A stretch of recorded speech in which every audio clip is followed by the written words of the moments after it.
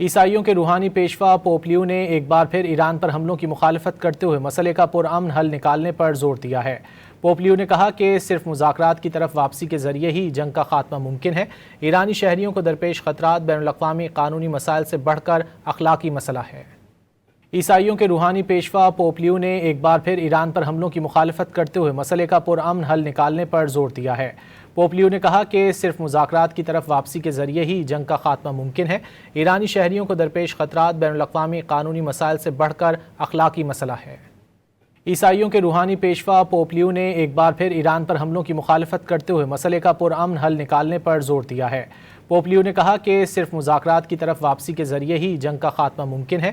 ایرانی شہریوں کو درپیش خطرات بین الاقوامی قانونی مسائل سے بڑھ کر اخلاقی مسئلہ ہے۔ عیسائیوں کے روحانی پیشوا پوپ لیو نے ایک بار پھر ایران پر حملوں کی مخالفت کرتے ہوئے مسئلے کا پرامن حل نکالنے پر زور دیا ہے۔ پوپ لیو نے کہا کہ صرف مذاکرات کی طرف واپسی کے ذریعے ہی جنگ کا خاتمہ ممکن ہے۔ ایرانی شہریوں کو درپیش خطرات بین الاقوامی قانونی مسائل سے بڑھ کر اخلاقی مسئلہ ہے۔